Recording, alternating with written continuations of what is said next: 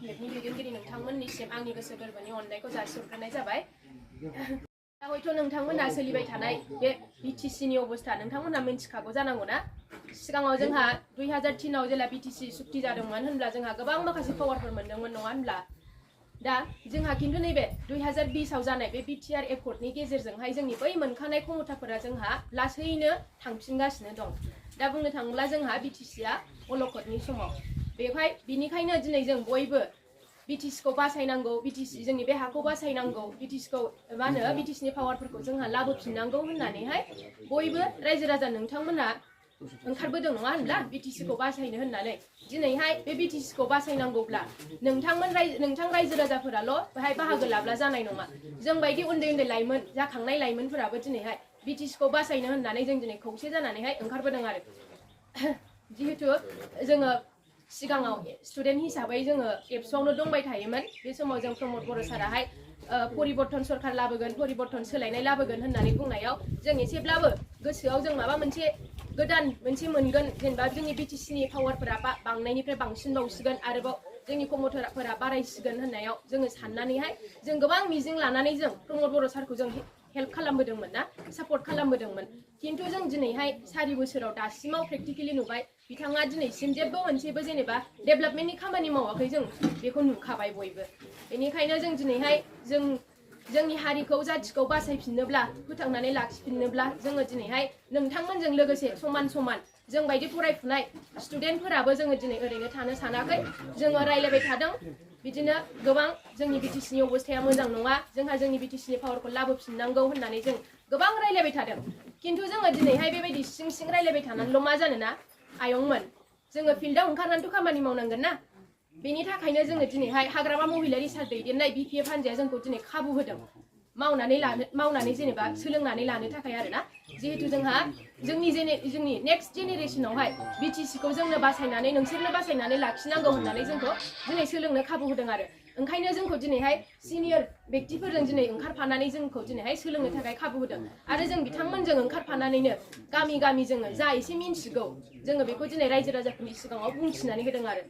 नोंथांमोना साननो हागौ जेनेबा बिसोर फरायफुबाय थानाय स्टुडेन्टफोरालाय मानोथो बेबायदि पार्टियावहाय ओंखारनानै जेनेबा पार्टियाव ओंखारलायखो, मानो पार्टियाव हाबखो साननांगौ। माबा मोनसे लाबालाबनि थाखाय ओंखारदों नामा बेबायदि कुइसनबो जानो हागौ। खिन्थु मादैमोन दिनैहाय जोंना मोनसेल' जोंनि उद्देश्यआ बेनोखि जोंहा जोंनि बिटिसिखौ जों बासायनानै लाखिनांगौ, जोंनि बै गोमानो थांनाय पावारफोरखौ जोंहा लाबोफिननांगौ। जेनेब्ला नै सासे लेखा गोरों व्यक्तियाथ' जोंहा जेनेबा गोबां साननो हानाय गोहो दंखायो नङा होनब्ला। सोरनिबा गोदै रावावखि जों फुस्लाय जानाय नङा, माबा मोनसे होगोन माबा मोनसे मोनगोन होननानैथ' जोंखौ जों रावनिबो खोथायाव जों जेनेबा फुस्लाय जाया। बबेया राइट बबेया रं जों बेखौ नायबिजिरनायनि गेजेरजोंसो बबेया सैथो आरो बबेया इयुननि थाखाय जेनेबा जोंनि थाखाय जेनेबा जाथिखौ नायगोन बेबायदि पार्टिखौसो जों दिनैहाय सापर्ट खालामगोन होननानै जों दिनैहाय ओंखारबोदों।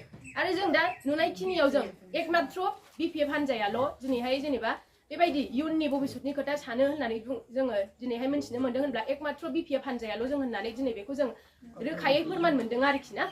आरो जोंहा दिनै नै स्टुडेन्ट हिसाबै जोङो दिनैहाय जेनेबा माखासे जाथिनि खोथा जों बुंगासिनो दं। जोङो बे हिसाबै जों आं दिनै एबसुखौ बुंनांगौनि जेनेबा बायद'था जानानै फैबाय, बुंनो सानाखैब्लाबो जोङो दिनैहाय जों बायदि फरायसाफोरा दिनै बर' फरायसा आफाद थाखानानै जों एबसुआवनो थानानै जेनेबा जाथिनि थाखाय मावनो हायोमोन, जाथिनि खोथा बुंनो हायोमोन। खिन्थु दिनै बेबायदि दुलाराय बर' फरायसा आफादाबो दिनैहाय जेनेब्ला बयनिबो साना लाबायनो, गासैनिबो समान साना लाबायनो दिनैहाय नै बैयाव दरं उदालगुरियावहाय दिलीप सयखिया बिथांनो बिजेपिनि बिजाथिनो भट बिनानै होबाय होनब्ला बिथांमोना डाइरेक्टलि बिजेपिनोसो भट बिनानै होबाय होनबा बे बिजेपिनि बे बिजाथिया देरहानानै दिल्लीयाव थांला पार्लियामेन्टआव जों बर'फोरनि जौगानायनिथ' मोनसेबो खोथाखौनो बुंनायानो नंखायाना रायजोफोर होनब्ला। बेनिखायनो नोंथांमोनहाबो जिहेतु दा मिन्थिबाय थाखाबाय जोंनि बिटिसिनि अबस्थाया मा जानो थांगासिनो। बेनिखायनो आरो नै जोंहा बिपिएफ दैदेननाय समावहाय जोंहा नै सिएसबि बर्ड दंमोन, साख्रिफोरबो होनो हायोमोन 3rd ग्रेड 4th ग्रेडनि। बेहायनो जेनेब्ला जों मोनाखैब्लाबो जोंनि बर' मानसि जोंनि बे बिटिसिनि मानसियानो मोननानै जेनेबा जोंहा बिटिसियावहाय जेनेबा एसेब्लाबो जौगाखांनाया जोंहा बै समफोराव जादोंमोन। आरो प्रमद बर'नि जेनेबा बै बिटिआर एकर्ड जानायावहाय बिथाङा माखासे एग्रिमेन्टफोर खालामदोंमोन ना, जिहेतु मा होनो मा होनोमोनलाय मा होनो इउएन ब्रह्म सेन्ट्रेल इउनिभारसिटि बानायनो बुंदोंमोन बिथाङा बै एग्रिमेन्टआव बिटिआरखौ जेला मोनदोंमोन। आरो NIT लाबोनो होनदोंमोन बिथाङा आरो बै माबायाव दांथलावहाय बेहायबो रेलवे कोच फेक्टरि बानायनो होनदोंमोन आरो माखासे स्पर्ट्स इउनिभारसिटि खालामनो होनदोंमोन दा दिनैहाय आरो बिदिनो गोबां माखासे जेनेबा बिदिनो एग्रिमेन्टफोर दंमोन आरोना किन्तु दिनैहाय बै गासिबो बे बिटिआरआव जेनेबा बिटिआर सुक्ति जानायावहाय बै एग्रिमेन्ट जानाय जेनेबा जा एग्रिमेन्ट खालामदोंमोन बैसोर गासिबो मोनसे केन्सेल जाजोब्बाय आरो जों दिनैहाय बेखौ सोरनिबा बुंनायाव जों दिनै बुङाखै आरोना जों रोखायै बेखौ फोरमान मोननानैसो बुंदों आरो होनब्ला दा बिटिआर रेकर्डआव मा थाबावखो आरो बेहाय जोंहा दंबावखायो जे माखासे गामि दानख'नाय आरो दाजाब सोसननायनि दिनै गामि सोसननायनि बाथ्रायाथ' गोजानावनोखा दाख्लैसो बै उल्टापानियाव 5 तारिख एप्रिलावहाय बिथांमोना इभिक्सन खालामबावदों गोदानै होनब्ला जोंनि बर' बिमाखौ बिथाङा जेनेबा माबायदि दुखु खैफोदाव खोलैबावदों आरोबाव गोदानै फिन खेबसेबाव बिथाङा होनदोंमोन बै समाव जेला एबसुआव थादोंमोन एबसुनि आफादगिरि जादोंमोन बे समाव गोबां होज्रिख्राव बाथ्रा बुंदोंमोन जे जोंनि बर' बिमाया रावबो थास' मैगं खानानै थास' आथिं खानानै फाननानै जानो गोनां जानाय नङा रावबो रसा नांनांनाय जानाय नङा बर' बिमानि मेगनावहाय मोदै लाबोआ होननानै होज्रिख्राव बुंदोंमोन बिथाङा नाथाय बिथाङा दिनैहाय गावनि सरकार खुंनाय समाव बिथाङा दिनै मानो बर' बिमानि मेगनाव मानो मोदै लाबोबावखो गाव सरकार सालायनाय लोगो लोगोनो बिथाङा मानो दिनैहाय इभिक्सन खालामबावखो जोंनि बर' बिमानि न'खौ मानो दिनै दानफायनानै जेनेबा न' बां माबानानै सिलिंखार खालामनानै होखो मानो बिदिथ' खालामनो नाङामोन ना बिथाङा एफाबां हारिनि होज्रिख्राव बाथ्रा बुंबोबाय जोंबो बिथांखौ एफाबां मोजां मोनबोबाय एबसुनि समाव बिथाङा जिबायदि खोथा बुंदोंमोन एबसुआव थानानै जों बिराद बिथांखौनो जेनेबा जाथिनि थाखाय जेनेबा एकदम सानग्रा सासे थार व्यक्ति जेनेबा भगबान बायदि मानिदोंमोन जों 100 फुट गोथौ हा जावनानै नायब्लाबो मा होनो जोंनि आबै आबौनि हारा मोनगोन होननानै बुंदोंमोन बै समाव बिथाङा होनब्ला बे हाया जोंनिसो होननानै बिथाङा बुंबाय थायोमोन किन्तु दिनै बे हायावनो मा बे हाखौनो दिनै रैखाथि होनो बिथाङा सिगांबोआखै दिनैहाय पार्टियाव ओंखारनानै बिथांनि खुंथाय गोहोआव थानाय समाव बेखायनो जों दिनै बिथांखौ जेबो बुजिनो आद्रा गैला मादैमोनहाबो बेखायनो जेबो गोनो गोथो साना लाबायनो गोसोआव बे जोंनि सिगाङावहाय जे बिपिएफनि सरकारानो मोजाङै सालायबाय थाखादोंमोन बेखायनो मादैमोनहाबो गोसोआव जेबो गोनो गोथो साना लाबायनो बे बिपिएफ पार्टिखौनो आरोबाव भट होनानै देरहाहोफिनबानो जाबाय आरो जोंनि बिटिसिनि बे गोमालांनो नागिरनाय पावारफोरखौ बासायनानै लाखिफिनबानो जाबाय दा बेखिनिखौ बुंनानै आंनि बिबुंथिखौ फोजोबनाय जाबाय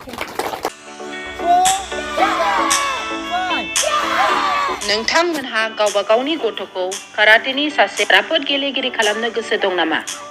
हादरसायारि, हादरारि, हादर गेजेरारि थाखोसिम गेलेग्रा खालामनो गोसो दंब्ला नोंथाङा गोबाव दा खालामसै। सासे राफोद रोंखा-राखा काराटे गेलेगिरि खालामनो थाखाय नोंथाङा जानजि खाफ्रादो आरो मुं थिसनहैदो गलामगुरि काराटे एकाडेमियाव। रोखा खौरांनि थाखाय 8720903713 मबाइल नाम्बाराव कन्टेक्ट खालामनो हागोन।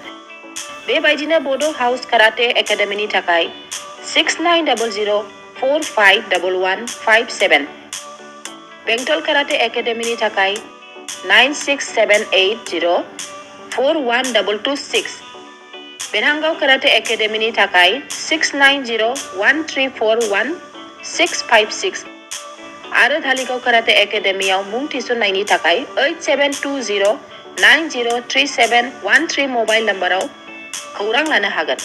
मख'जाथावदि बे सोलोंसालिनिफ्राय सिगांनिफ्रायनो हादरसायारि, हादरारि, हादर गेजेरारि थाखोनि बादायलायनायाव गोबां फरायसाफोरा बान्था मोननो हाबोदों।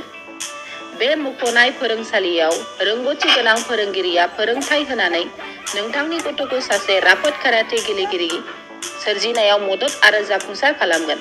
अब्ला मानोथो गोबाव खालामनो? थाबैनो नोंथांमोनहाबो नोंथांनि गथ'खौ मुं थिसनहैदो।